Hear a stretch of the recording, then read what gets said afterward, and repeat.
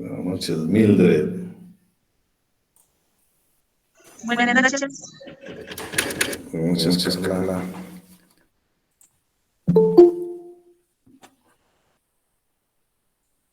Pero jóvenes, vamos a dar inicio a la clase del día de hoy.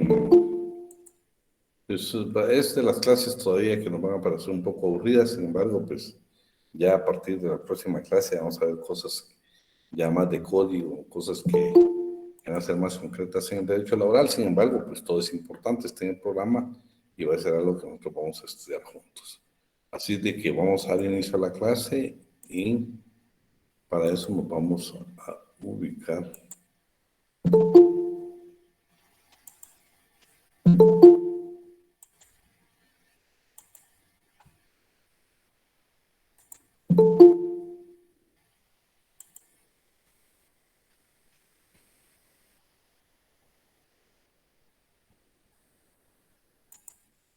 Bueno, vamos a ver ahora que son los principios generales del derecho y los principios particulares.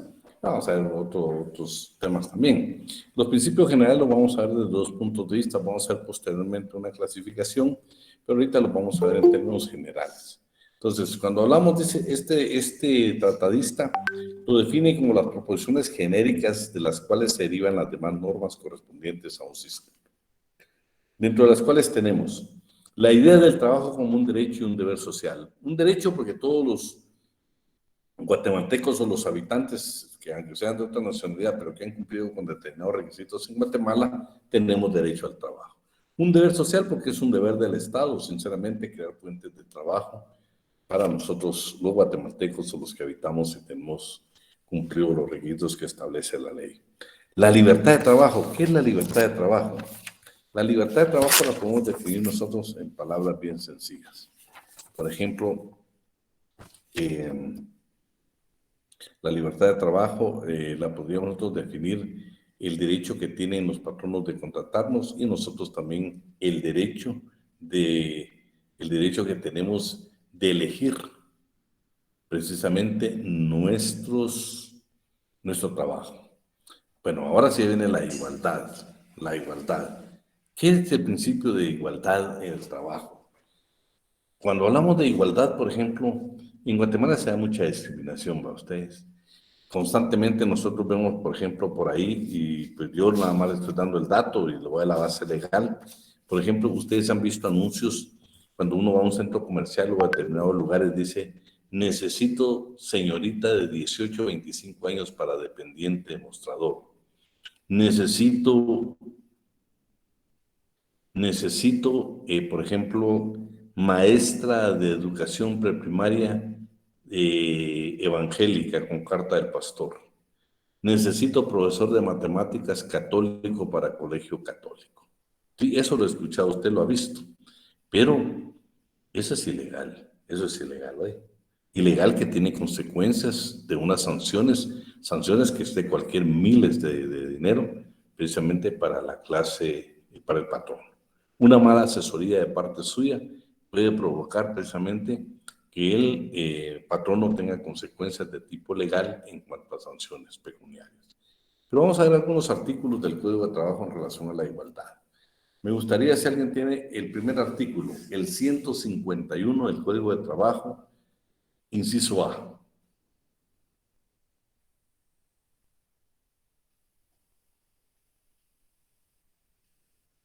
¿Quién nos apoya? Licenciado. Artículo 151, inciso A. Anunciar por cualquier medio sus ofertas de empleo, especificando como requisito para llenar las plazas el sexo, raza, etnias y estado civil de la persona, excepto que por la naturaleza propia del empleo, requiera de una persona con determinadas características. En este caso, el patrono deberá solicitar autorización ante la Inspección General de Trabajo y la Oficina Nacional de la Mujer. Bueno, vean qué interesante lo que él le dio lectura, por si no me estaba poniendo atención o no estaba poniendo atención. En Guatemala, usted está totalmente prohibido que usted ese tipo de anuncios. para poder anunciar que usted necesita una persona con determinadas características, necesita la autorización de la Inspección General de Trabajo y de la Oficina Nacional de la Mujer. Sin ese requisito, usted está infringiendo una norma que puede ser producto de una sanción de las contenidas en el artículo 272 del Código de Trabajo.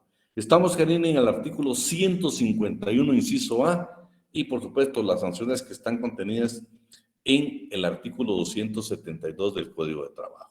Pero bueno, ¿qué pasa, por ejemplo, si José Manuel y Helen trabajan en la misma empresa, ejecutan las mismas labores y en la misma calidad?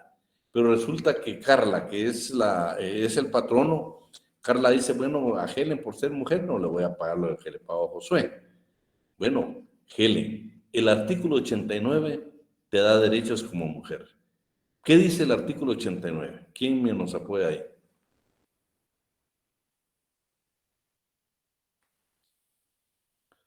Bueno, si no voy a comenzar yo. Buenas noches, Lic. Voy a tratar también, voy a estar llamando a algunos que quiero que colaboren, ¿no? Aquí ya tengo listado, ahora sí.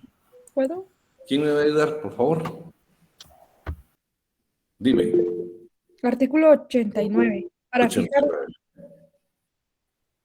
Para fijar el importe del salario en cada clase de trabajo, se debe tomar en cuenta la intensidad y calidad del mismo, clima y condiciones de la vida. A trabajo igual, desempeñado en puesto y condiciones de eficiencia y antigüedad dentro de la misma empresa. También iguales, corresponderá salario igual, el que debe comprender los pagos que se hagan al trabajador a cambio de su labor ordinaria. En las demandas que entablen las trabajadoras relativas a la discriminación salarial por razón de sexo, queda en el patrono obligado a demostrar que el trabajo que realiza la demandante es de inferior calidad y valor. Qué interesante ustedes. Bueno, mujer sancaralista. Este artículo 89 lo que están diciendo es que el patrono no puede ejercitar una discriminación por razón de sexo en cuanto al salario. Y la única defensa que tiene el patrono, si usted lo demanda, es que vaya a demostrar que su trabajo es de menor calidad y valor. Pero lo contrario estaría la obligación, precisamente por el derecho a igualdad, de ganar o de tener el mismo salario que tiene un hombre en el caso de la mujer. Vean qué interesante. El artículo 89 se refiere exclusivamente a la mujer. Bueno, por último, en cuanto a la igualdad, bueno, vamos a encontrar un sinnúmero de artículos relacionados al respecto, pero creo que el más valioso va a ser el 14 bis en términos generales para que no haya ningún tipo de discriminación y manejemos el derecho a igualdad. ¿Quién tiene a la mano por ahí el 14 bis del Código de Trabajo? Leído, Lic. Artículo 14 bis. Se prohíbe la discriminación por motivo de raza, religión, creados políticos y situación económica en los establecimientos de asistencia social, educación, cultura, diversión o comercio que funcionen para el uso o beneficio de trabajadores, en las empresas o sitios de trabajadores de propiedad particular o en los que el Estado crea para los trabajadores en general. El acceso que los trabajadores puedan tener a los establecimientos a que se refiere este artículo no puede condicionarse al monto de sus salarios ni a la importancia de los cargos que desempeñen. Bueno, vean qué interesante, ¿verdad? El artículo. No se permite en materia laboral ningún tipo de discriminación. Pero ¿qué pasa si ustedes abusan? Por ejemplo, lo que estamos hablando, si usted violenta una norma en derecho laboral, tiene una sanción. Habría que buscar únicamente el inciso que le aplica la inspección en el 272. Pero, por ejemplo, por decirles algo, cualquier infracción, vamos a tomar nada más como ejemplo. Si alguien me lee el artículo 272, el inciso A, claro, ahí se refiere al salario.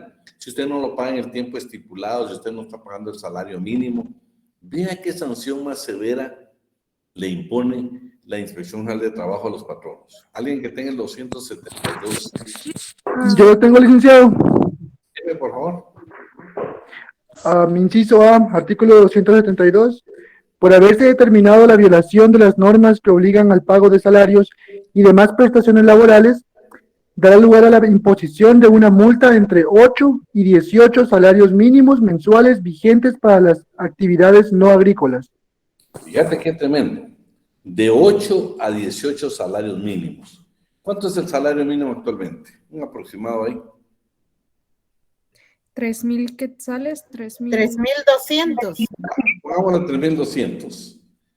Multipliquémoslos por asesorar mal al patrón le pueden imponer una multa de 8 a 18. Imaginemos que le ponen la máxima. ¿Cuánto es 3.200 por 18? 57.600. 57,000 quetzales. El prestar una mala asesoría, por favor, usted puede provocar que el patrón lo pueda sancionar hasta con 57,000 quetzales. No solo lo va a despedir, sino que lo va a insultar. Por eso, por favor, cuando usted tenga la oportunidad de asesorar empresas, porque se va a dar, ahorita pues se le ha dado, yo creo que hay que llegar uno con toda la modestia de asesorar, es aplicar el código a ustedes, es aplicar la ley laboral. Yo, por ejemplo, las veces que he tenido que asesorar, siempre me presento a la empresa y lo primero que pido son los contratos de trabajo. Y a veces he escuchado estas palabras. Fíjense que aquí por costumbre no elaboramos contrato de trabajo. Y no es de costumbre, es una obligación legal. O sea, es peor todavía. El código, vean lo que señala el código. Si no estoy más, creo que es el artículo 19. Vamos a ver si estamos bien.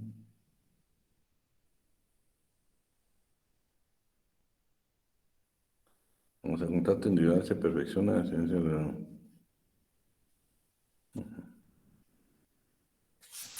18, Lic. 18, ¿va? El 18 es el contrato de trabajo. Lo que quiero yo referirme es de que si no hay contrato de trabajo, todas las aseveraciones del trabajador sean como ciertas. Aparte de eso, acuérdense que todo patrono tiene la obligación de enviar una copia a la Dirección General de Trabajo dentro de los 15 días siguientes.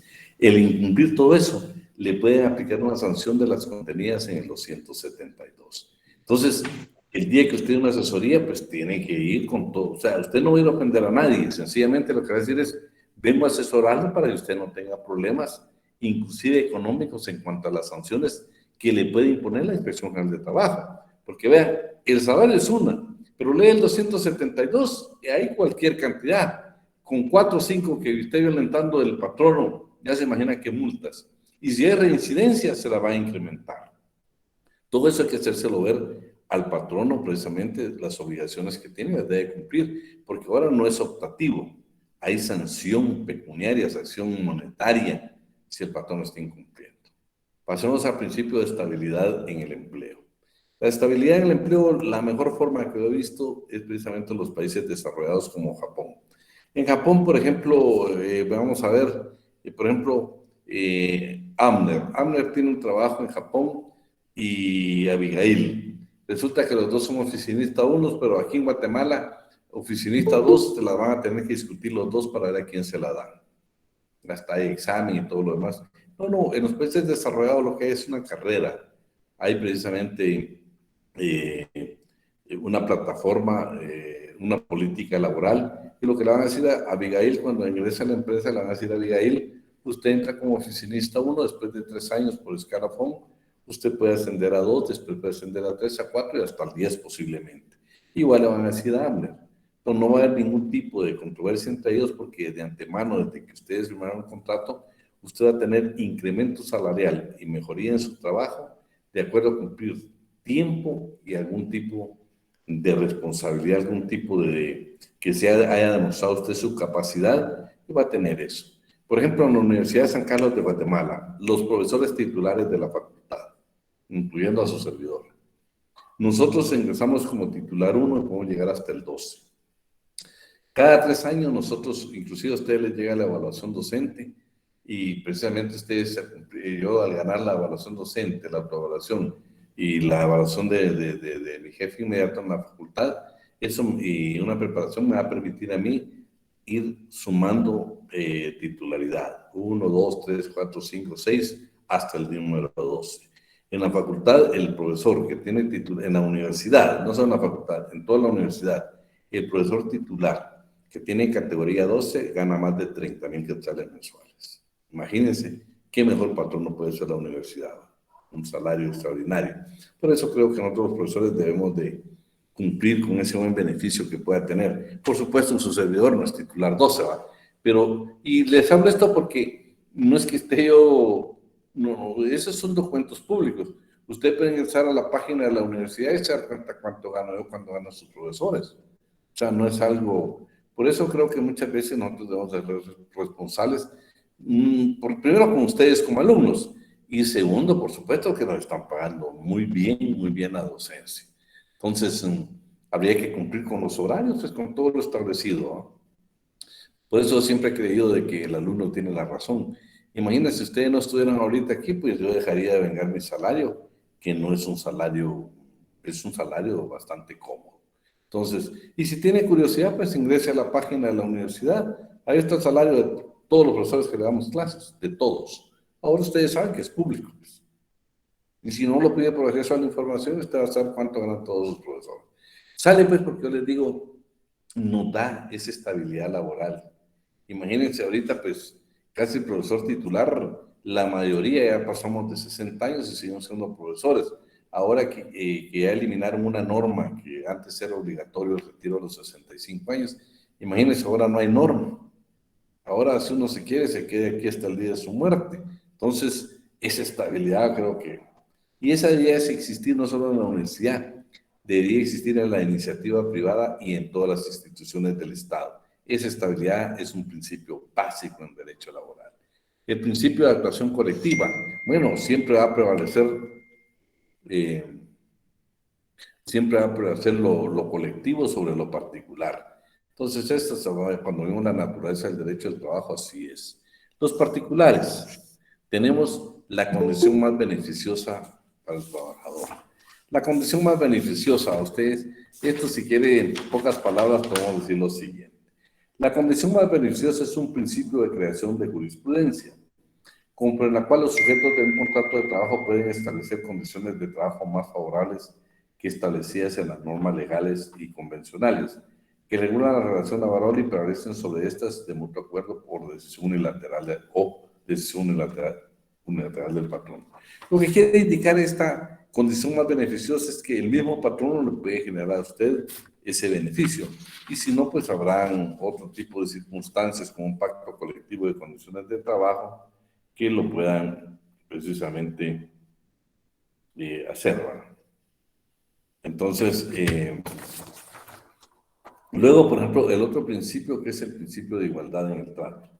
Igualdad en el trato, pues, no sé si no le hemos dado lectura, ya leímos el 51, bueno, igualdad en el trato creo que ya lo habíamos visto, porque es la no discriminación desde ningún punto de vista. Pero, por ejemplo, creo que el artículo 61, ¿tiene ahí su código?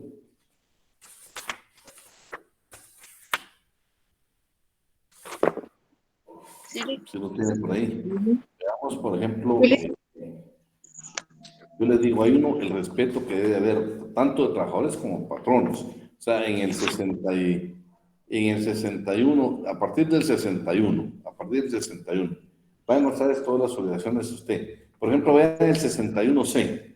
¿Alguien lo tiene ahí que lo vea? Sí, licenciado. Guardar a los trabajadores la debida consideración, absteniéndose de maltrato de palabra o de obra. Imagínate, o sea, el patrono no puede faltarle el respeto, que son obligaciones del patrón. No puede faltarle el respeto ni de palabra, ni menos de obra, pues. Ahí, usted, cuando vamos a tener punto, eso lo hacemos como referencia. Entonces, siempre vamos a tener ese trato de, también los patronos, también los trabajadores tenemos obligaciones, ¿eh? Tenemos obligaciones que hemos de cumplir en la relación laboral. En favor, en caso de duda, bueno, aquí estamos en el 106 de la Constitución, lo que dice que en caso de duda, pues vamos a aplicar la norma que más favorece, la más favorable para la clase trabajadora. Este principio jurídico que manifiesta que en caso de duda en la hermenéutica, o sea, en la interpretación de la norma, es parte de la filosofía del derecho, favorecerá al trabajador. Este principio jurídico implica que tanto juez como el intérprete de una norma debe, ante una duda de interpretación, optar por aquella que sea más favorable a los intereses del trabajador. O sea, lo que está indicando es de que siempre vamos a favorecer a la clase trabajadora. Y por último, el principio de conservación del contrato. Lo que está indicando aquí es de que muchas veces se firman contratos y no se busca la naturaleza. Nuestro código dice de que cuando la naturaleza del trabajo es permanente, los contratos deben de por tiempo indefinido. Pero muchas veces para poder violentar una norma del derecho del trabajo, muchos patronos contratan en forma temporal. Había una empresa, no vamos a dar el nombre por ética, pero que está en ruta al Atlántico, donde tuvo la costumbre de que únicamente contrataba al personal por 2 meses, precisamente para no crear esa relación laboral. Y los despedía y después volvía a nombrar otros, los tenía hasta por grupos, eran 3 grupos. Entonces usted cada determinado tiempo tenía trabajo, pero lo que hacían era separarlo más de 2 meses de la empresa para no pagarle las prestaciones que corresponden conforme a la ley. Y el principio de primacía de la realidad, que lo que de último, porque dice, es aquel por el cual, en caso de divergencia entre lo que ocurre en la realidad y lo que se ha plasmado en los documentos, debe prevalecer a lo que surge en la práctica, o sea, en la realidad. El licenciado Alan les platicaba a ustedes de que una de las sentencias que vimos de la Corte de Constitucionalidad aplicaron el principio de primacía a la realidad. Cuando ustedes ingresen a la página de la Corte de Constitucionalidad, este principio ve que constantemente lo está aplicando la Corte de Constitucionalidad. En nuestra legislación, el artículo 15 dice, los casos no previstos por este código, sus reglamentos por las leyes relativas al trabajo, se deben resolver en primer término de acuerdo a los principios del derecho del trabajo. En segundo lugar, de acuerdo con la equidad, la costumbre o el uso locales, en armonía con estos principios. Y por último, los principios y las leyes del derecho común, que normalmente en materia laboral estamos aplicando los del derecho civil. Veamos esta clasificación que tiene este tratadista en cuanto a los principios generales del derecho. Los que están fuera del ordenamiento jurídico, los que están dentro del ordenamiento jurídico y los extrajurídicos. Solo para tener nosotros una referencia clara y precisa de estos. El primero, lo que está indicando el primero, los de fuera del ordenamiento, dice que por lo regular hay normas dentro del derecho que está, hay situaciones o hay, ¿qué le dijera yo? Derechos y obligaciones que aunque no estén en el ordenamiento jurídico, terminan constituyendo parte de la costumbre y se aplican en el derecho laboral. Por ejemplo, dice, pueden derivarse de una determinada tradición. Ah, bueno, por supuesto. Yo les digo, por ejemplo, habrán algún, por ejemplo, no, eso existe en la ley, ¿va? Por ejemplo, el día de asueto, por ejemplo, para el día del patrón o del patrón, perdón, en cada municipio del departamento de Guatemala. Pero, por ejemplo, hay municipios que posiblemente tengan derecho a 2 o 3 días y por costumbre sí se han hecho. Por ejemplo, les digo, no sé si ven que en muchos municipios de nuestra república hay días, por ejemplo, que nosotros llamamos de plaza. Por ejemplo, el lugar donde yo soy, por ejemplo, el día jueves y el día domingo son días de plaza. Entonces, por ejemplo, esas son, aunque no pueden estar reguladas en el código, posiblemente puede modificar una condición de trabajo ahí por una tradición determinada. Me recuerdo, por ejemplo, que también por algunos años se practicó la famosa Feria del Agricultor. Entonces, esas eran tradiciones que podían incidir precisamente dentro del derecho como una fuente. Es decir, de un pasado, de un tiempo prolongado anterior, o bien que figuraron dentro del esquema expreso, o bien se aplicaron reiterada y pacíficamente. A estos últimos el autor les denomina principios residuales, es decir, que quedan como restos de un estado interior del sistema y cambian de naturaleza porque su entorno ha mudado. Ahora veamos los principios dentro del ordenamiento jurídico. Bueno, aquí estamos claros, es el ordenamiento jurídico en sí mismo y todo lo que forma el mismo. Esa es toda la aplicación de la ley. En materia laboral, yo ya le hablé a usted que existe legislación laboral. Eso significa que vamos a aplicar Código de Trabajo, Constitución, tratados y convenios internacionales ratificados por Guatemala, recomendaciones de la Organización Internacional del Trabajo. Bueno, tenemos una serie, pactos colectivos de condiciones de trabajo, convenios colectivos de trabajo, vamos a ver reglamento interior de trabajo, disposiciones del Ministerio de Trabajo y Previsión Social, disposiciones de las propias entidades públicas y privadas en materia laboral. Por ejemplo, yo les digo, recientemente la Corte de Constitucionalidad ya tiene un acuerdo, emitió un reglamento sobre el teletrabajo en Guatemala. Esa es una ley específicamente de la Corte, no es aplicable a todos, únicamente a la Corte, a los trabajadores, la relación de la Corte de Constitucionalidad con sus trabajadores. Todo ese es un ordenamiento jurídico. Por ejemplo, les puedo hacer una pregunta, con lo que hemos visto hasta el día de hoy. Avidán Ortiz, usted ahorita pues está recibiendo clases, pero yo estoy trabajando. O sea, a mí me están pagando ahorita por dar esta clase. Soy un trabajador en este momento. ¿Estoy llevando a cabo teletrabajo o estoy llevando otra modalidad? ¿Qué estoy haciendo ahorita? ¿Estoy practicando el teletrabajo? ¿Qué dicen ustedes?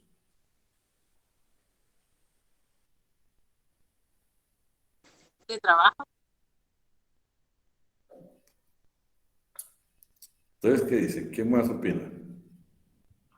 Licenciado, buenas noches. Sí, está aplicando el teletrabajo porque está utilizando la tecnología y está trabajando, está laborando actualmente. Bueno, vean pues, por eso como lo vamos a hacer con base legal todo, para eso ustedes se recuerdan que el año pasado un grupo de diputados presentaron una ley que se llama exactamente lo del teletrabajo a ustedes. Me gustaría que esto es un proyecto de ley porque ni siquiera lo entraron a conocer, pero me gustaría que ustedes vieran ahí las definiciones de lo que es el teletrabajo. Ya les hablé a ustedes de que precisamente aplicar la tecnología de las telecomunicaciones es un factor importante en el teletrabajo. Países como Colombia y en Europa más que todo, en Estados Unidos también, las dificultades más grandes, porque ahí ya está legislado como tal el teletrabajo.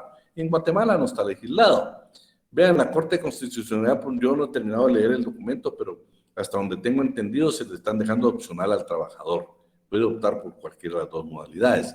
Y el problema es que nosotros en la universidad, si no existe una disposición legal de la universidad, estamos llevando a cabo nuestro trabajo desde la casa, porque el trabajo significa modificar las condiciones de trabajo,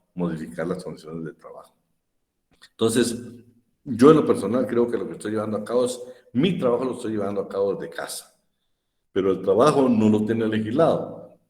Hay una normativa que tiene la Corte Constitucional y el Ministerio Público, que ellos sí trataron de legislar, el Ministerio Público de manera temporal y creo que la Corte de Constitucionalidad en materia definitiva. Entonces, tenemos que estar regulados para que existan dentro del ordenamiento jurídico, precisamente como una fuente del derecho.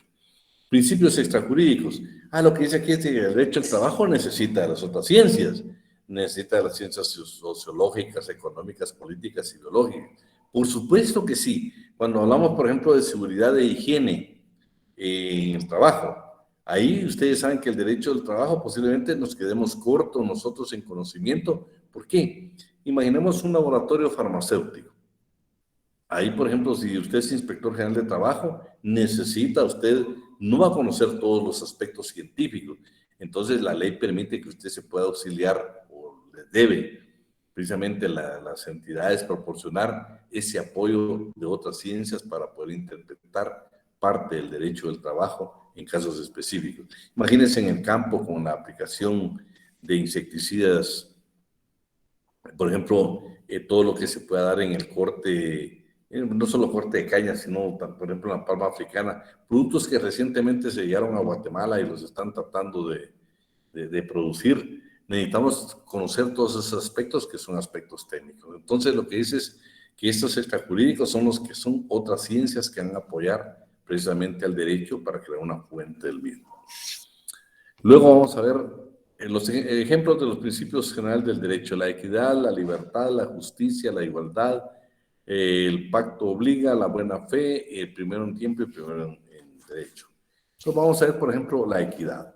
La equidad es un principio ético normativo asociado a la idea de justicia.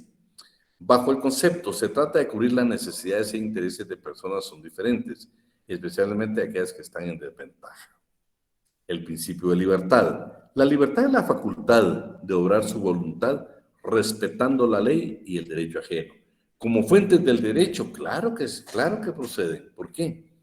Porque aquí lo que vamos a ver nosotros es precisamente de que usted no puede, en materia laboral, no puede firmar ningún tipo de contrato, no puede, si es patrono, ni siquiera como trabajador, disminuir de las garantías mínimas que otorga el código. Por ejemplo, usted no puede pactar una jornada ordinaria de trabajo de más, por ejemplo, de 12 horas. Eso es ilegal. Que por cierto, les quiero decir, en Guatemala lo máximo que se puede trabajar son 12 horas. El sistema de seguridad dice que debe de modificar y hay un acuerdo del 346 que habla precisamente de ese tipo de trabajo. En Guatemala se han negado las empresas a cumplir con esa disposición. Yo creo que más que todo es un puro desconocimiento porque está la normativa, solo de aplicarla a ustedes para que sea verdaderamente, porque el problema que se da con los agentes de seguridad es sumamente complicado en Guatemala. Pero veamos el principio entonces de justicia. Justicia es un principio básico, un valor fundamental para conseguir la convivencia pacífica y el progreso de las sociedades. Busca el equilibrio entre el bien común y el bien personal. El principio de igualdad. Bueno, ya lo vimos, ya leímos los artículos, ¿va? O no los hemos leído. 151A, ya lo leímos. Ya, licenciado. Leímos el 89. Sí. También, bueno. Entonces, y vimos el 14 bis, que es referente al principio de discriminación. No puede haber discriminación. El principio de lo pactado obliga. Bueno, este principio dice que este principio dictamina que toda convención de contrato suscrito debe ser respetado al pie de la letra por las partes involucradas.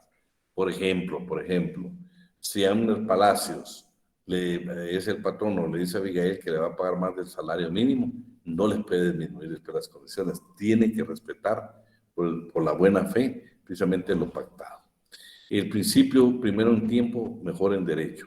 Este principio se da más que todo en materia notarial, cuando ustedes vean ya notariado en el Registro General de la Propiedad, primero en inscripción, primero en derecho. Pero aquí lo que está indicando en materia laboral es primero en el tiempo, mejor en derecho. ¿Por qué? Por ejemplo, Adriana Beatriz Duarte, antes de ser trabajadora, Ana Beatriz no pensaba todavía laborar y sin embargo ya el Código de Trabajo o la legislación laboral guatemalteca ya le daba ciertos beneficios. Imagínate, no eras trabajadora y ya la ley te otorgó derechos mínimos precisamente para ser contratada. Ya cuando tú llegas, ya hay un derecho mínimo y únicamente puede ser superado en tu contratación. Aquí está una definición de lo que es la equidad. La equidad es una justicia distributiva, es decir, basada en la igualdad o la proporcionalidad. Nuestra legislación, artículo número 15. Para que no solo esté hablando, ¿quién nos apoya ahí? Yo le Por favor. Artículo 15. Los casos no previstos por este código, por sus reglamentos o por las demás leyes relativas al trabajo, se deben resolver en primer término, de acuerdo con los principios del derecho de trabajo. En segundo lugar, de acuerdo con la equidad, la costumbre o el uso locales, en armonía con dichos principios, y por último, de acuerdo con los principios y leyes del derecho común. Bueno.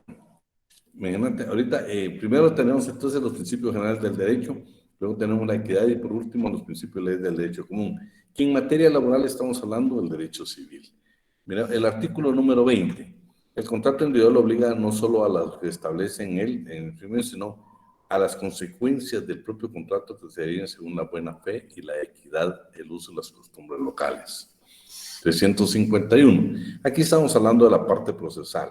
Dice que el juez precisamente al valorar la prueba la tiene que hacer en conciencia, pero a analizarla obligatoriamente consignará los principios de equidad. O sea, esa justicia, esa desigualdad, él tiene que fundar, a pesar de que va a procesar en conciencia, nunca se debe olvidar del principio de equidad a resolver en materia laboral.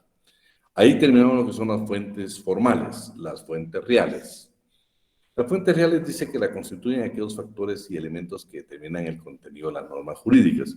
¿Cuáles son los elementos? Son tres. Supuesto de hecho, actividad humana que da origen a la norma. Contenido, mandato o provisión de la norma. Sanción, efecto de la norma. ¿Qué factores? Políticos, sociales y económicos. Históricas, son aquellos elementos como libros, escrituras, inscripciones que encierran el texto de la ley o el conjunto de las leyes. La jerarquía, pues esto ya lo vimos, y aquí concretamente lo que vamos a indicar es que no, ahí está, en materia laboral no aplica la pirámide de Kelsen, de conformidad con el artículo 106 de la Constitución Política de la República de Guatemala. Se aplicará el principio in dubio pro operario, lo que más favorezca al trabajador. La legislación mexicana, que es la que aquí se consulta, está en las mismas condiciones. Que a pesar de, fíjense que ese es un derecho que lo tienen legislado ellos en la Constitución, pero es un derecho valedero que aunque sea una norma ordinaria, un reglamento, si tiene mejores beneficios para la clase trabajadora, es lo que se va a aplicar. Ahora, la interpretación del derecho. La interpretación del derecho la vamos a ver desde dos puntos de vista. Solo déjenme ver aquí que alguien quería ingresar. Y ahorita, esto es un poco, así sí voy a ver qué forma ayude. Primero vamos a tener una definición. Y el tratadista José Dávalos, que es un mexicano, pues yo creo que tiene una muy buena definición, y dice que es la delimitación del significado y sentido de un término, armonizándolo con el todo al que pertenece. Implica indagar sobre el sentido, alcances y relaciones de un precepto con las otras normas del ordenamiento jurídico. Pero por supuesto, antes de hablar de los sistemas, tenemos que hablar de los métodos.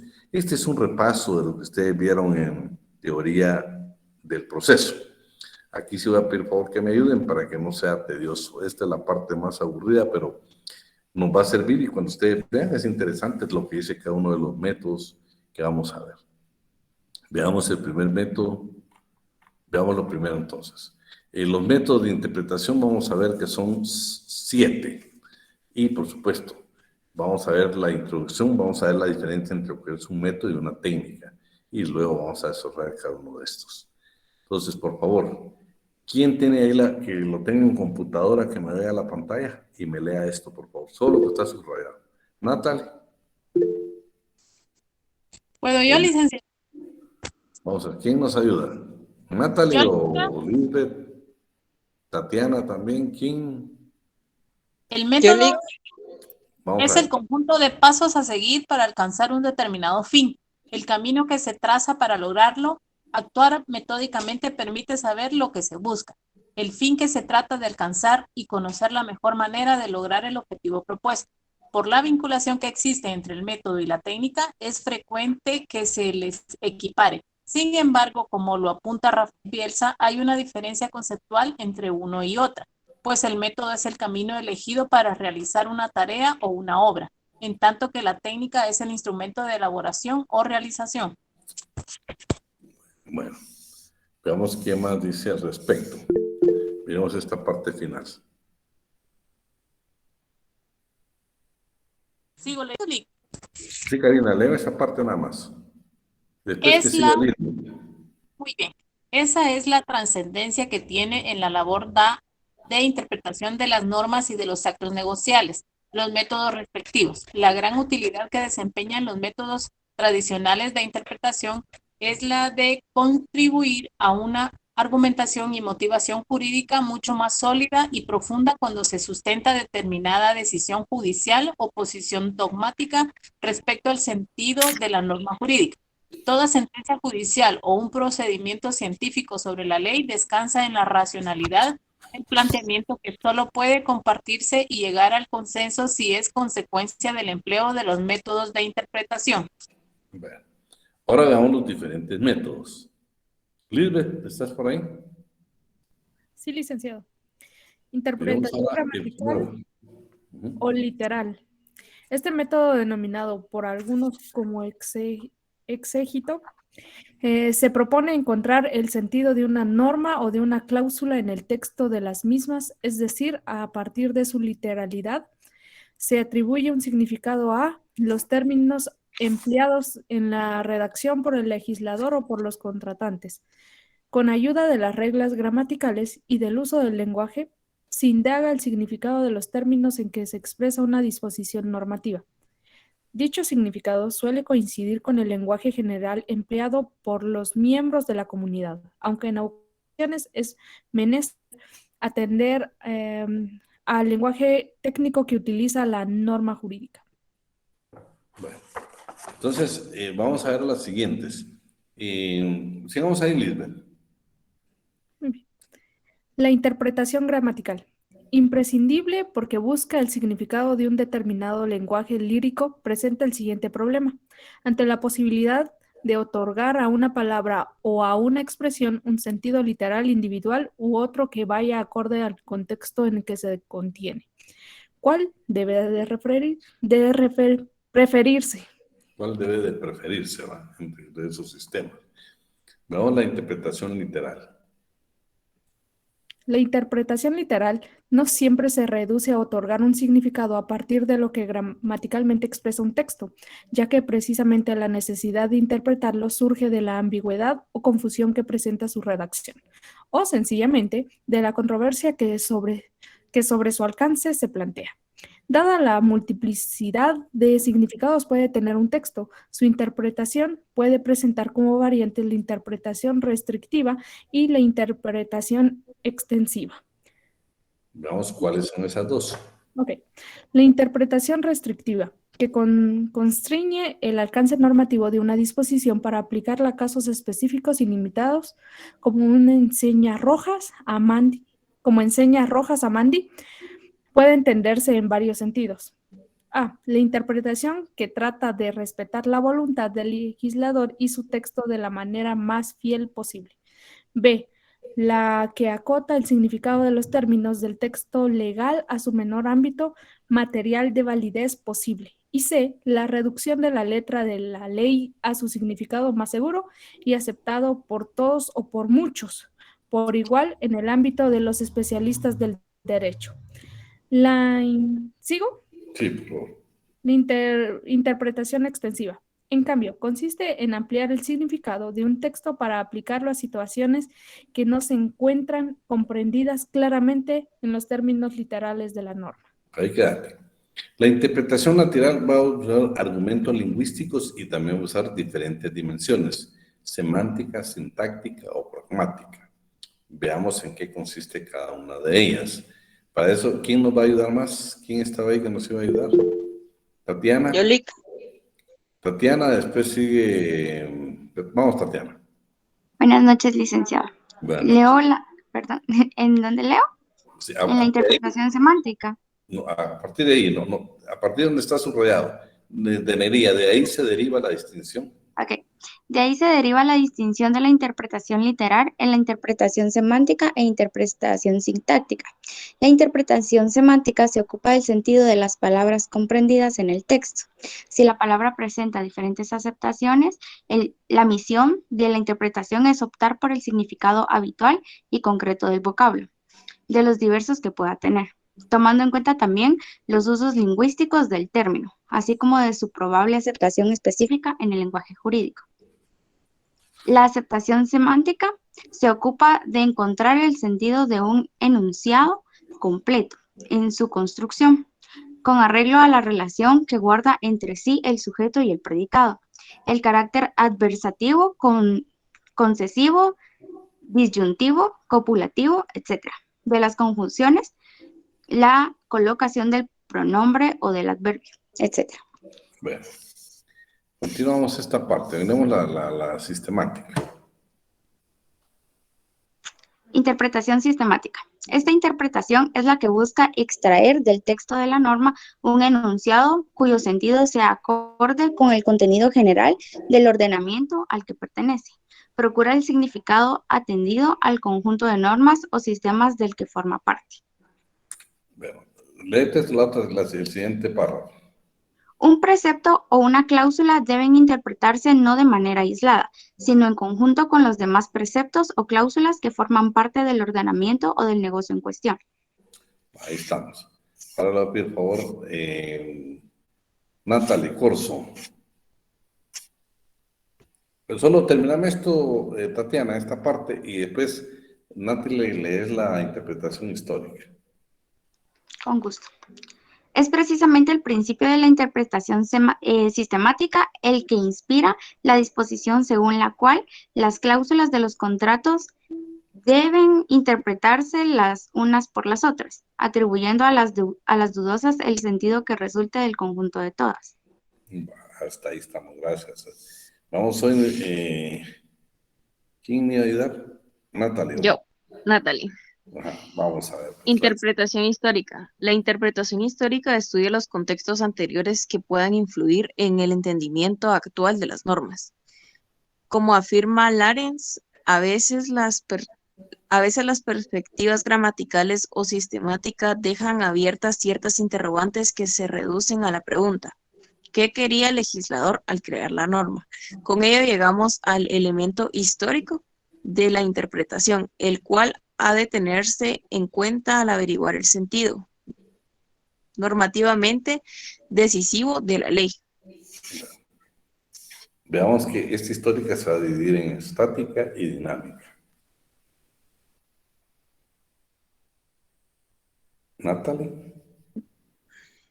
La interpretación estática es la forma tradicional o usual de entender una institución o figura jurídica. Aunque el legislador elabore nuevas normas, se entiende que su intención es no apartarse del espíritu que tradicionalmente ha informado la naturaleza de la institución jurídica que actualmente ha regulado.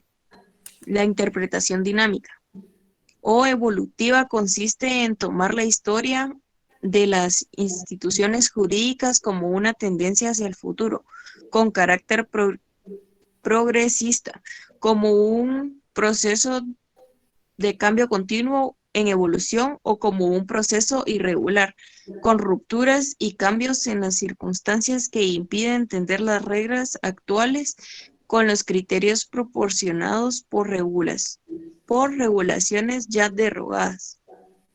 Bueno, ahora vamos a ver quién más nos quiere ayudar. Yoli. Vamos a ver, Silvia. La interpretación genética. Esta interpretación se sustenta en las causas que originaron el surgimiento de la ley o el contrato, pues es obvio que ni una ni otra se generan de casualidad y sin un contenido motivador específico. La norma legal aparece... No, espérate, ahora esta parte que está. Lo que está en negrita, ¿verdad? Sí. Es decir, el argumento genético consiste en definir el origen o gestación de una norma o negocio, para cuya explicación se consideran los trabajos preparatorios, debates parlamentarios, dictámenes de las comisiones, la exposición de motivos o, en su caso, el modo en que se han comportado las partes en el proceso o en relación al contrato celebrado. El intérprete otorga significado jurídico a la estipulación en base a ciertas expresiones, comportamientos o propósitos que son relevantes en el caso. Vean lo importante a ustedes de que, por ejemplo, cuando se va a crear una norma, se va a crear una ley, debe de haber en el Congreso, debe de haber debates parlamentarios, que es lo que nunca ocurre, ¿va? Sí hay dictamen de las comisiones, hay exposición de motivos, pero lo importante es que hubieran debates parlamentarios. Primero, para que la sociedad nos enteráramos realmente de qué se trata una ley. Por ejemplo, mismo, si yo le pregunto a usted, ¿qué sabemos nosotros los estudiantes de Derecho de la sección nuestra? ¿Y qué sabemos nosotros realmente ahorita? ¿Qué me podría usted, si yo le preguntara, qué es lo que se está hablando, qué es lo que está hablando ahorita del seguro obligatorio para el transporte de pasajeros o de carga? ¿Qué es lo que usted ha escuchado? Dígame, ¿cuál es su pensamiento como estudiante de Derecho?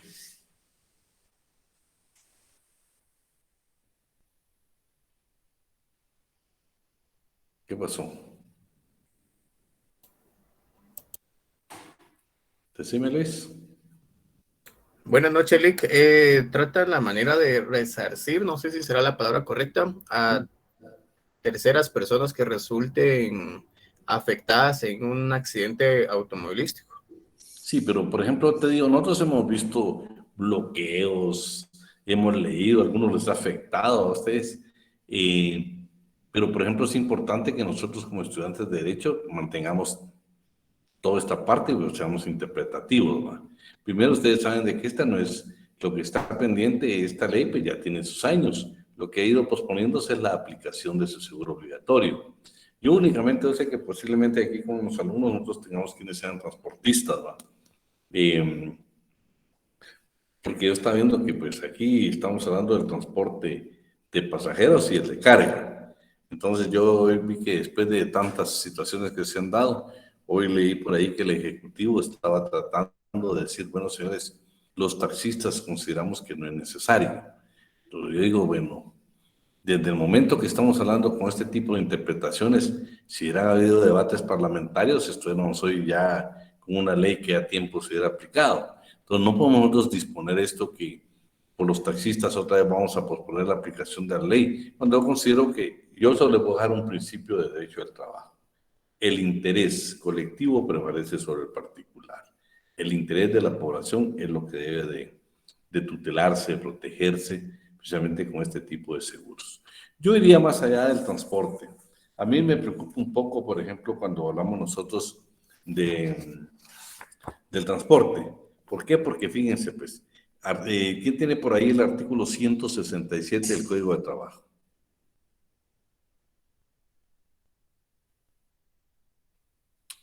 Licenciado, lo tengo. Decime, Cristian. Artículo 167. Trabajadores de transporte son los que sirven en un vehículo que realiza la conducción de carga y de pasajeros o de una u otros, sea por tierra o por aire. Pero miramos, ahora miramos el 168.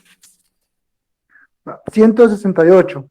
No pueden ser trabajadores de transporte los que no posean la edad, los conocimientos técnicos y las aptitudes físicas y psicológicas que determinen las leyes o reglamentos aplicables. Son también causas justas para que el patrono dé por terminados los contratos de esos trabajadores. La infracción de la prohibición que indica el artículo 64, inciso C, y la falta notoria del respeto que se debe a los pasajeros. Imagínate qué tremendo. Yo solo, si nos vamos a todo el apartado del transporte, que son pocos artículos, creo que 3 artículos son, imagínense, el Código de Trabajo tiene 3 artículos con el trabajo de transporte. Claro, habla muy claro de que tienen que haber reglamentos, lo que nunca se ha llevado a cabo. Concretamente son 2 artículos, que el otro habla de los reglamentos. Pero vean lo interesante acá. La falta, o sea, una de las cosas es que deben de tener conocimientos técnicos, actitudes físicas y psicológicas que deben de poder ser de determinada edad. Ustedes saben que es una falta de respeto en esta cosa del transporte. Yo creo que el ser piloto del transporte, más que todo de pasajeros, la responsabilidad es demasiado grande, pues. Pero ¿cuántas veces hemos visto nosotros pilotos en estado de ebriedad, o por lo menos hemos leído pilotos en estado de ebriedad? ¿Cuántas veces hemos visto accidentes que lo provocan precisamente personal, o sea, pilotos, accidentes severos porque han estado de ebriedad? Entonces, cuando hablamos nosotros de todo el contexto del transporte, necesitamos una reglamentación más adecuada. Claro, lo del seguro es importantísimo para la población en general, pero necesitamos reglamentos que verdaderamente, yo le garantizo que cuántas muertes evitaríamos en Guatemala con la aplicación de reglamentos por parte del Ministerio de Trabajo y Previsión Social. Los benditos reglamentos nunca se han llevado a acuerdo porque ¿saben qué? Dice que patrono y trabajador deben de ponerse de acuerdo. Uno de los dos no se pone de acuerdo y nunca se van a cabo los benditos reglamentos. Yo creo que es necesario que se pueda legislar en cuanto al transporte y especialmente a la clase trabajadora. Las jornadas de trabajo. Ya hablamos en la clase anterior y lo vamos a repetir ahora, que por ejemplo cuando son trayectos largos, tanto piloto como ayudante, nadie puede trabajar en Guatemala, lo dice muy claro la ley, nadie puede trabajar en Guatemala más de 12 horas diarias. Para eso quisiera que alguien me leyera el artículo, déjeme ver, creo que está en el artículo 121. Leamos el... Joseph, Daniel, tenés encendido tu micrófono. Sí, Oleg. Decime, Natalie. Voy, Lick, espérame, es que tengo todo aquí en el mismo teléfono. Sí, Oleg. 121, jornada extraordinaria, definición. El trabajo efectivo que se ejecute fuera de los límites del tiempo que determinen los artículos anteriores para la jornada ordinaria o que exceda del límite inferior que contractualmente se pacte, constituye jornada extraordinaria y debe ser remunerada por lo menos con un 50% más de los salarios mínimos o de los salarios superiores a estos que hayan estipulado las partes.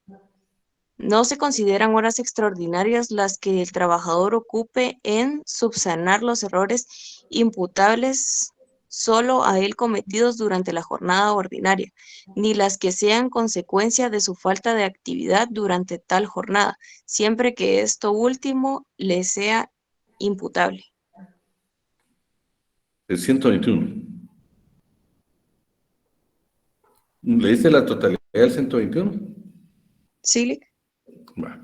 Solo búscame por ahí cuál es el artículo, por ahí va a estar en uno de esos artículos. Es el 122, Lick. 122, léemelo, Magali. Las jornadas ordinarias y extraordinarias no pueden exceder de un total de 12 horas diarias, salvo caso de excepción muy calificados que se determine en el respectivo reglamento o que por siniestro Pero ocurrido. dejémoslo, Magali, imagínate, la jornada extraordinaria, ordinaria y extraordinaria no pueden exceder de 12 horas diarias, ¿sí? No hay reglamentos, los posteriores reglamentos. En Guatemala, no dime, ni los agentes de seguridad privado, no hay reglamentos. Dime, eso de 24 por 24, de 24 por 48, por favor, yo te garantizo que un contrato de trabajo de un agente de seguridad o un piloto del transporte no lo vas a conseguir tal como se lleva en la práctica. Entonces, por ejemplo, imagínate el ser piloto, por ejemplo, o ser ayudante, se requiere de ciertos conocimientos, ciertas aptitudes como asegura el 167 y el 168. Entonces, vamos más allá del seguro en materia laboral. Pero quiero regresar otra vez al 2.5, la interpretación teleológica. ¿Alguien que nos ayude? Esta interpretación consiste en atribuir significado a una norma o a una cláusula atendiendo a la finalidad del precepto o del pacto. El legislador que crea la ley o las partes que celebran el contrato se proponen uno o varios fines de los cuales las normas o las cláusulas son un medio, por lo que la interpretación debe realizarse teniendo en cuenta esos fines o propósitos buscados. Bueno, continuamos aquí. Deme este último párrafo. Con motivo de que el método teleológico se propone encontrar la finalidad de una norma o convención, hay quienes lo estiman distintivo de la escuela de la jurisprudencia finalista, en tanto que otros lo vinculan a la escuela de la jurisprudencia de intereses de Philip Heck. Veamos una interpretación acorde al uso alternativo. Por favor, Magali. Aunque el uso alternativo del derecho es una teoría interpretativa, ahora se alude al método que la misma propone en la tarea hermenéutica, en virtud de que, según esta postura interpretativa, se busca privilegiar en el plano judicial los intereses y la práctica de aquellos sujetos jurídicos que se encuentran sometidos o dominados. La interpretación debe adoptar carácter restitutorio y de emancipación dentro de una política jurídica o judicial, ya permitida por las posibilidades del mismo ordenamiento legal, para evitar así el personalismo o el voluntarismo del intérprete. Vamos a la siguiente, por favor. Vamos con la siguiente. Interpretación analógica o extensiva. Aunque parezca un contrasentido vincular a la interpretación con la integración, en realidad no se trata de confundir ambas figuras, sin dejar de tomar en cuenta que para autores como Flores Mendoza, la integración jurídica es parte subsidiaria de la interpretación jurídica. Lo que sucede es que la analogía, que permite trasladar la solución legalmente prevista para un caso a otro caso distinto, no regulado por el ordenamiento jurídico, pero que es semejante al primero, tiene una concepción tradicional, según la cual es permitido colmar lagunas con base en la identidad de razón, la aplicación analógica, pero también se le ha otorgado el carácter de procedimiento interpretativo, la explicación analógica, que consiste en que el juez explica una disposición de significado incierto, pero presente en el ordenamiento, a la luz de otra disposición no equívoca o menos equívoca, invocando la analogía de las dos previsiones. Veamos hoy la interpretación esta. Esta interpretación analógica o extensiva tiene diversos instrumentos. El argumento extensivo, el cual asume que si el legislador ha regulado expresamente un supuesto de hecho, quiere reservar el mismo tratamiento para todos los supuestos esencialmente semejantes al primero, porque el sistema jurídico requiere que las situaciones similares obtengan igual trato. El legislador ha resuelto todos los casos jurídicamente relevantes, siendo tarea del juez descubrir su regulación entre los enunciados explícitamente dictados, pues el juez se mantiene como aplicador de las normas que le proporciona el legislador, que es el único que puede crear el derecho. Vamos al B. B. El argumento a fortiori, el cual, según Gettarello, es un procedimiento por el que, dada una norma jurídica que predica una obligación u otra calificación normativa de un sujeto o de una clase de sujetos, se debe concluir que también es válida otra norma que predique la misma calificación normativa de otro sujeto o clase de sujetos que se encuentran en situación tal que merecen, con mayor razón que el primer sujeto o clase de sujetos, la calificación que la norma dada establece para el primer sujeto o clase de sujetos. Vamos al C. C. El argumento a partir de los principios. Los principios generales del derecho se pueden utilizar como argumentos para la integración e interpretación del derecho. Ahí está. Ahora vamos ya con los sistemas tradicionales de interpretación. Vamos a analizarlos. Entonces voy a pedir por favor a Wendy.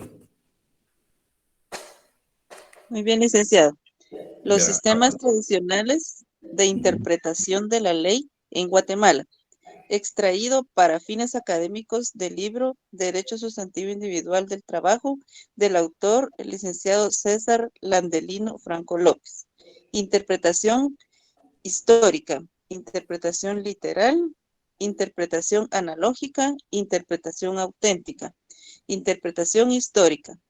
La interpretación histórica se constituye en la explicación o aclaración del sentido de la ley, tomando como base los antecedentes legislativos que precedieron a la vigencia de la ley o bien los antecedentes de normas anteriores que fueron derogadas, pero que regularon un día los mismos supuestos regulados por la norma que se busca interpretar.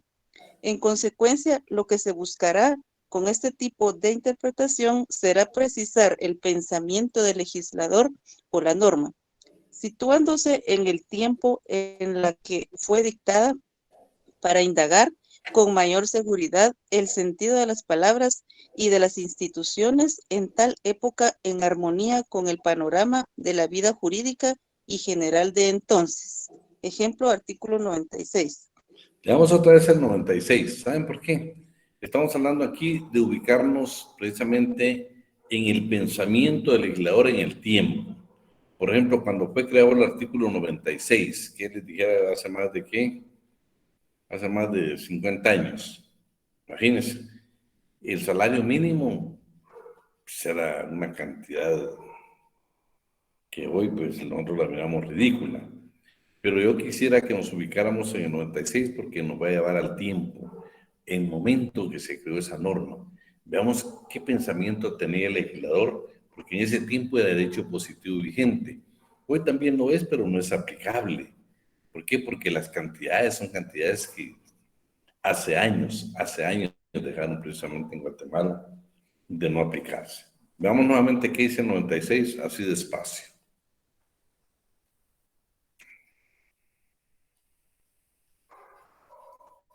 ¿Quién lo tiene a la mano? Yo, licenciado. Artículo 96. Se declaran inembargables a los salarios mínimos y los que sin serlo no excedan de 30 quetzales al mes. B. Solo libre. Espérate. Y los que si excedan no pueden ser de 30 quetzales. Y ahorita no hay ningún salario de 30 quetzales. Por eso, imagínate, en el momento que esa norma fue creada, es una interpretación histórica. Está hablando, por ejemplo, yo me quedaría con la primera parte que sigue hablando del derecho del salario mínimo. ¿Qué continúa? B. El 90% de los salarios mayores de 30 quetzales o más, pero menores de 100 quetzales al mes. Lisbeth, Alejandra, estás hablando, se dice, mira, los salarios. O sea que en esa época, hace que 60 años, se habían salarios menores de 100 quetzales. ¿Sí? Veamos el siguiente.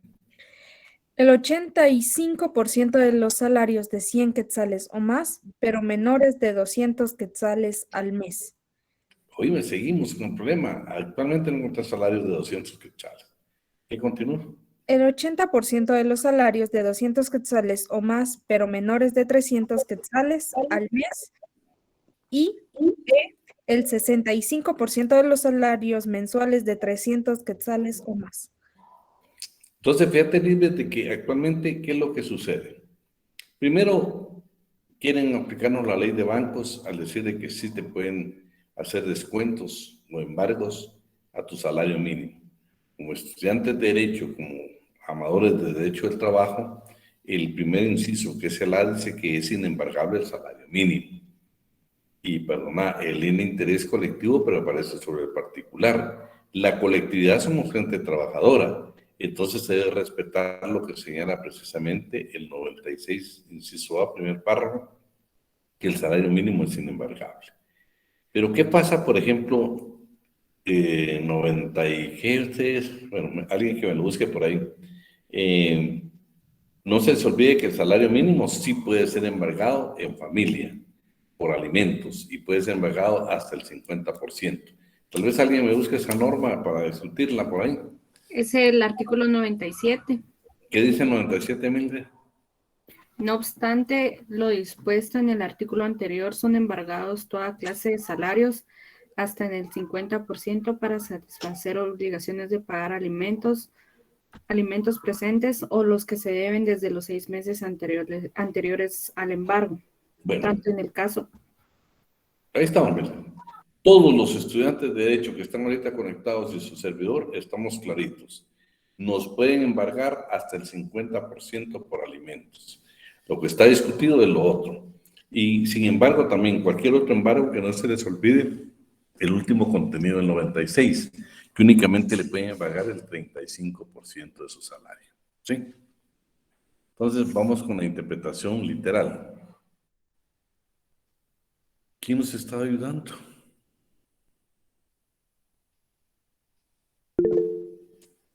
Bueno, démosle, Pablo. Interpretación literal, también llamada interpretación gramatical, y consiste en la interpretación que se funda en la declaración de un texto legal, ateniéndose al significado estricto de las palabras y por consiguiente a la letra de la ley. Bueno, ahí estamos. Tipo de interpretación. Espérate. Ahí estamos claros en el artículo 10, que haremos lectura de la ley de ordenamiento judicial, que es la interpretación de la ley. Y el artículo, aquí puse 10, pero es 12 hoy. Y miramos qué dice el artículo 12 del Código de Trabajo.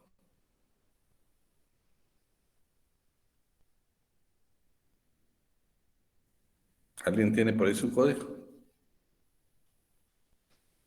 Sí, artículo 12. Decime, Iván. Son nulos ipso iure y no obligan a los contratantes todos los actos o estipulaciones que impliquen renuncia, disminución o tergiversación de los derechos que la Constitución de la República, el presente Código, sus reglamentos y las demás leyes y disposiciones de trabajo o de prevención social otorgan a los trabajadores, aunque se expresen o en un reglamento interior de trabajo, un contrato de trabajo u otro pacto o convenio cualquiera. Bueno, regresamos, Wendy. La analógica. Interpretación analógica. Esta interpretación procede con base en la analogía y solo en caso de cuando las normas no contemplen un supuesto específico, pero regulen otro semejante entre los que se aprecie identidad de razón.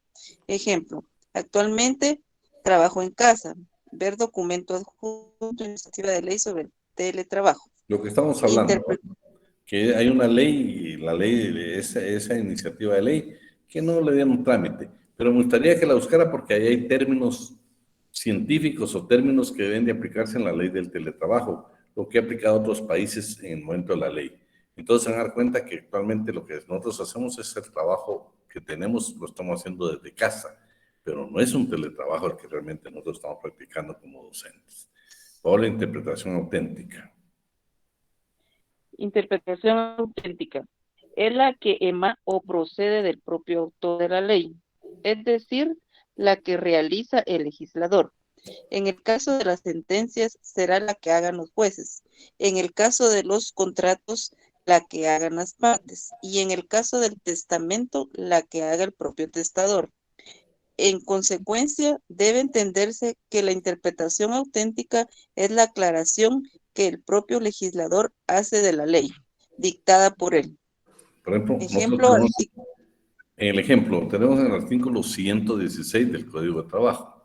Dice, la jornada ordinaria de trabajo efectivo diurno no puede ser mayor de 8 horas diarias, ni de exceder de un total de 48 horas a la semana. Que también aquí, por ejemplo, la Constitución, bueno, lo vamos a ver hoy más adelante, que para efectos de pago son 48, pero efectivas de trabajo son 44 a la semana. La jornada ordinaria de trabajo efectivo nocturno no puede ser mayor de 6 horas diarias, ni exceder de un total de 36 a la semana. Esto es lo que yo quería referirme, lo subrayé. La interpretación, el tiempo de trabajo efectivo es aquel que el trabajador permanezca a las órdenes del patrón. Cuando hablamos de tiempo efectivo de trabajo, es lo que nos va a pagar el trabajador. Y exactamente aquí está esta definición en el 106. Todo el tiempo que nosotros permanezcamos a las órdenes del patrono se considera tiempo efectivo de trabajo, que ya puede ser fuera de la jornada, que se constituye en tiempo extraordinario. Luego, la regla de interpretación, indubio pro operario. Veamos qué dice este principio. Wendy. la regla de interpretación del indubio pro operario. El principio fundamental de la interpretación en materia laboral es el indubio pro operario y se define como principio general del derecho de naturaleza exegética derivado del carácter tuttivo del derecho laboral. Ordena, interpreta la ley en beneficio del trabajador en los casos de duda o conflicto normativo. Artículo 106. Constitución Política de la República de Guatemala. Irrenunciabilidad de los derechos laborales.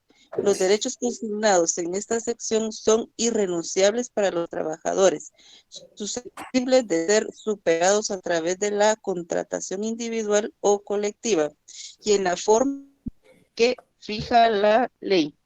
Para este fin, el Estado fomentará y protegerá la negociación colectiva, serán nulas ipso iure y no obligarán a los trabajadores aunque se expresen en un contrato colectivo o individual de trabajo, en un convenio o en otro documento, las estipulaciones que impliquen renuncia, disminución, tergiversación o ilimitación de los derechos reconocidos a favor de los trabajadores de la Constitución, en la ley, en los tratados internacionales ratificados por Guatemala, en los reglamentos u otras disposiciones relativas al trabajo.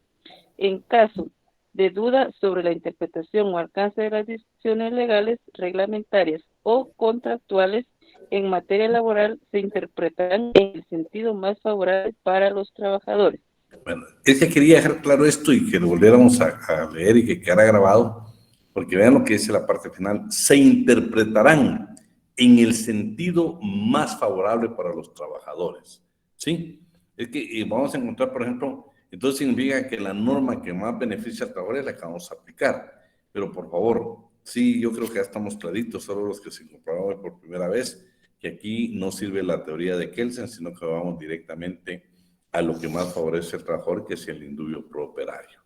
El artículo 15 dice, los casos no previstos por este código, sus reglamentos o por las demás leyes relativas al trabajo, deben de resolverse en primer término, de acuerdo a los principios del derecho del trabajo. En segundo lugar, de acuerdo a la equidad, la costumbre o el de usos locales en armonía con los dichos principios.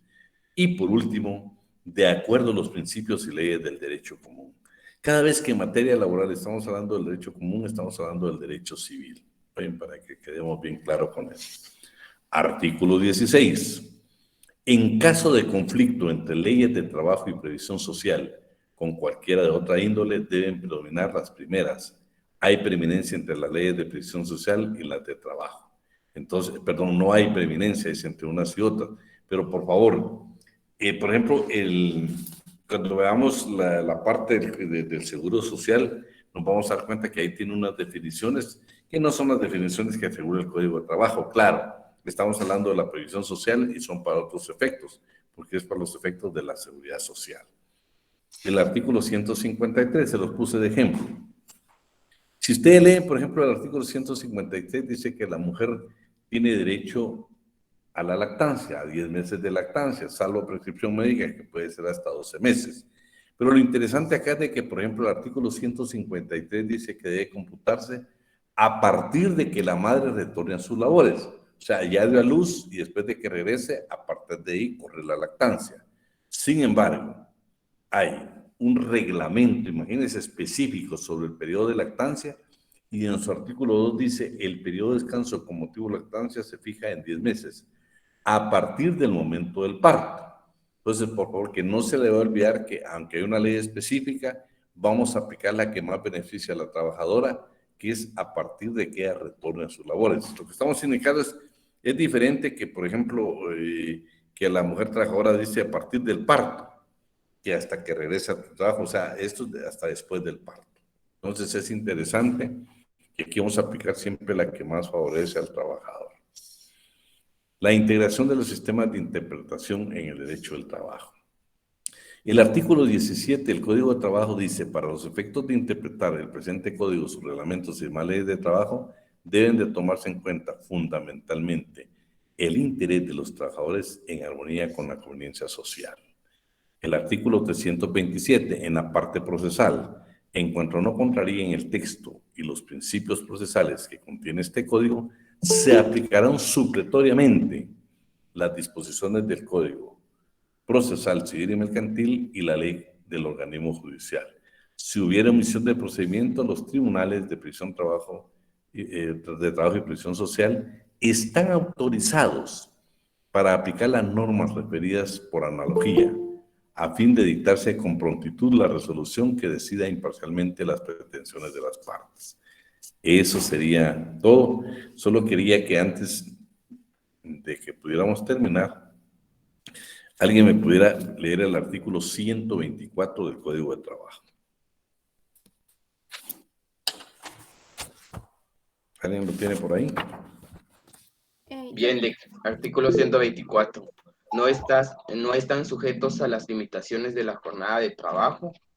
Los representantes del patrono. B, los que laboren sin fiscalización superior inmediata. Los representantes del patrono en el 351, pero vamos a ver, todos tenemos una clase específica, pero los representantes del patrono pueden ser los trabajadores de confianza, los que tengan cargos de dirección, y quiénes son los otros, los de confianza, cargos de representación y los que representan al patrón.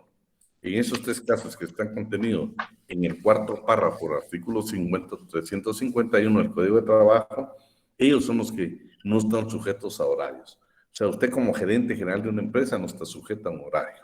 Eso lo dice el 124. Veamos el B. Los que laboren sin fiscalización superior inmediata. Bueno, aquí como vamos a trabajar, por ejemplo, el trabajo a domicilio, ellos no están sujetos. No sé si bueno, ya el tiempo nos agarró, pero alguien, vamos a ver, el trabajo a domicilio, que me buscara alguien ahí, para que nos quede claro y usted haga la llamadita con su código de trabajo para que vaya entendiendo. Por ejemplo, en el inciso A yo agregaría el cuarto párrafo del artículo 351. Ahorita aquí ya me escribieron el 150. Trabajo a domicilio del 156, licenciado. Va, léetelo, por favor. Artículo 156, trabajadores a domicilio. Son los que elaboran artículos en su hogar o en otro sitio elegido libremente por ellos, sin la vigilancia o la dirección inmediata del patrono o del representante de este. Bueno, La entonces, renta que... solo déjalo ahí. Ok. En el inciso B, agreguen entre paréntesis ver artículo 156 del Código de Trabajo. Veamos hoy los siguientes.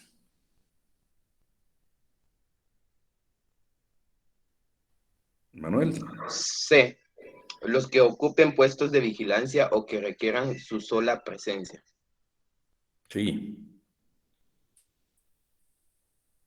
D. Los que cumplan su cometido fuera del local donde esté establecida la empresa, como agentes comisionistas que tengan carácter de trabajadores. Y E. Los demás trabajadores que desempeñen labores que por su indudable naturaleza no están sometidas a jornadas de trabajo. Ah, bueno, pero vean lo último que yo quería dejarles ahí presentes y que no se nos olvide. Sin embargo, todas estas personas, todos estos trabajadores, no pueden ser obligadas a trabajar más de 12 horas, salvo casos de excepción muy calificados que determina el respectivo reglamento correspondiente. En el supuesto, el pago de las horas extraordinarias que laboren en exceso de 12 horas. Pero nadie, el término general es que nadie puede ser obligado a trabajar más de 12 horas. Las excepciones, no hay ningún reglamento que diga que alguien puede trabajar más de 12 horas. Por lo que veo la necesidad, de acuerdo al 124, de regular el trabajador del transporte y también el trabajador en las compañías de seguridad. Entonces, solo para terminar, quisiera dejarles algo. Como hablamos de la interpretación del derecho, me gustaría que nos fuéramos al artículo 90. Les voy a dejar un trabajo que va a valer 1 o 2 puntos para su evaluación.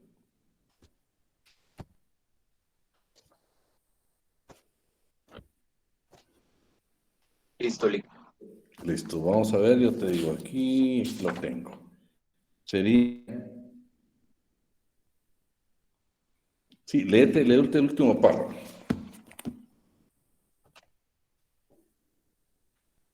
Asimismo, las ventajas económicas de cualquier naturaleza que se otorguen a los trabajadores en general por la pretensión de sus servicios, salvo pacto en contrario, deben entenderse que constituyen el 30% del importe total del salario devengado. Bueno, escúcheme, trabajo que yo les voy a dejar. ¿Qué son para ustedes las ventajas económicas? Estamos hablando de la interpretación del derecho. ¿Qué entienden ustedes? ¿Por qué han oído ustedes de las ventajas económicas? Han oído de que dicen que el pago del seguro médico puede ser una ventaja económica, el que le den vehículo puede ser ventaja económica, el que le den alimentos puede ser ventaja económica, el que le den vivienda puede ser ventaja económica. Pero eso es lo que hemos oído. A mí me interesa lo que dice la ley. Pero como la ley, el único artículo que le va a enseñar las ventajas económicas, esto no es salario, no es vacaciones, no es aguinaldo, no es nada de eso. Es una nueva prestación, es una prestación adicional que se le da a la clase trabajadora. Entonces, para eso les voy a dejar un trabajo de 2 puntos. Que me busquen resoluciones, o sea, sentencias de los tribunales o de las salas de trabajo y previsión social sobre el tema de las ventajas económicas, ¿sí? Me pueden buscar en los tribunales, en las salas o bien en la Corte de Constitucionalidad. ¿Por qué? Quiero que nos quedemos definidos nosotros y vamos a tener, ustedes buscan ahorita mismo, van a ver diferentes denominaciones, van a ver diferentes características. Una dice que debe ser una prestación no dineraria. Otros van a encontrar que dice que sí tiene que ser dineraria. Vamos a encontrar diversos criterios de muchos autores. Otras dicen que no debe ser, y por ejemplo el vehículo lo consideran que es un instrumento de trabajo, entonces esa no es ventaja económica. Entonces, ¿qué es ventaja económica en Guatemala? Nos interesa interpretar el derecho del trabajo y creo que no hay mejor tema que las ventajas económicas. 2 puntos de zona para ese tema que quiero que lo busquen y lo platicamos el próximo día de clases. Así de que, no sé si hay preguntas en el tema. A partir de la próxima clase va a ser hermoso porque vamos a comenzar a conocer ya puro código. Licenciado, buenas noches. Buenas noches. Disculpe, ¿el bono COVID será una ventaja económica?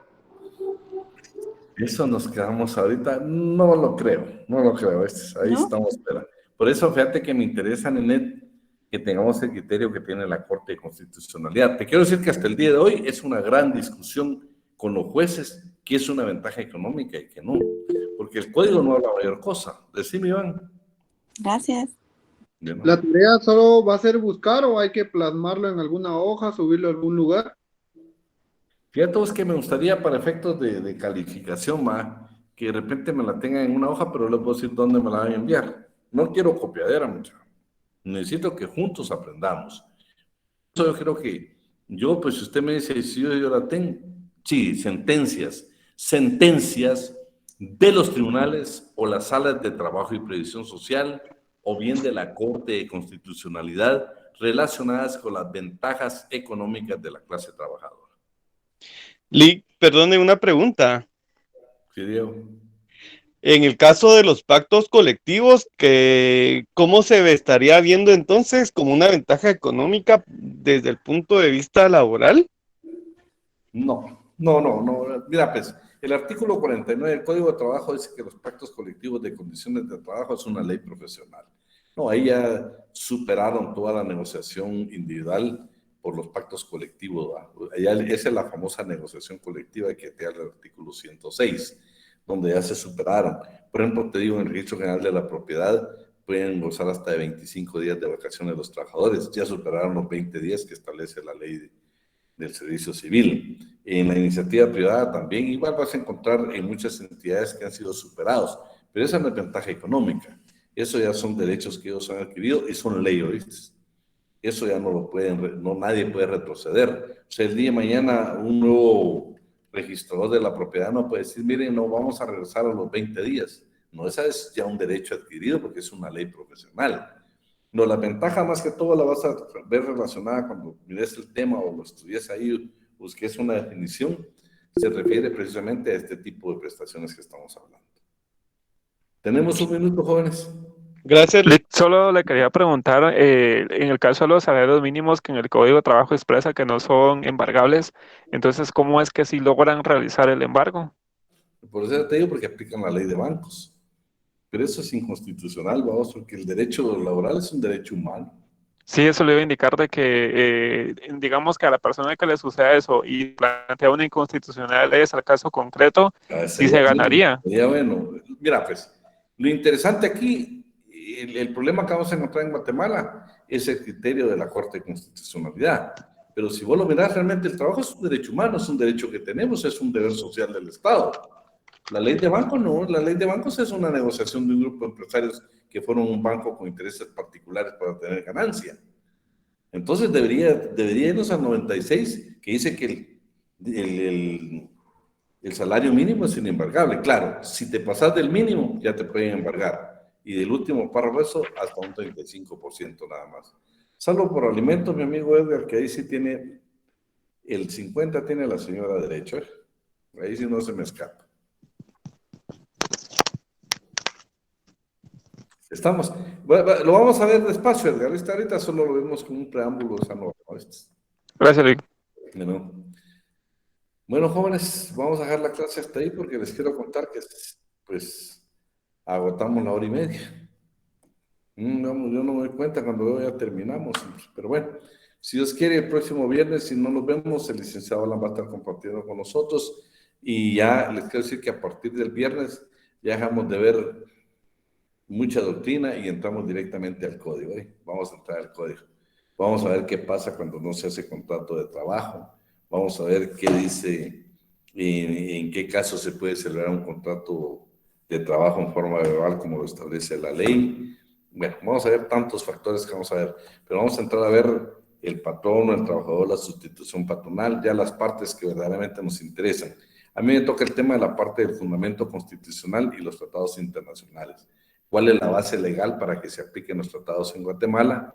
Y dos, por ejemplo, toda la legislación constitucional, aunque siempre aplicamos el indubio pro operario, o sea, toda la fundamentación constitucional en materia laboral. Así de que ya primeramente nos entramos a puro código. Pasen muy buenas noches, si Dios quiere, pues nos vemos el próximo viernes. Gracias, licenciado. Feliz noche. Gracias, Lick. Gracias, Lick. Buenas noches. Gracias.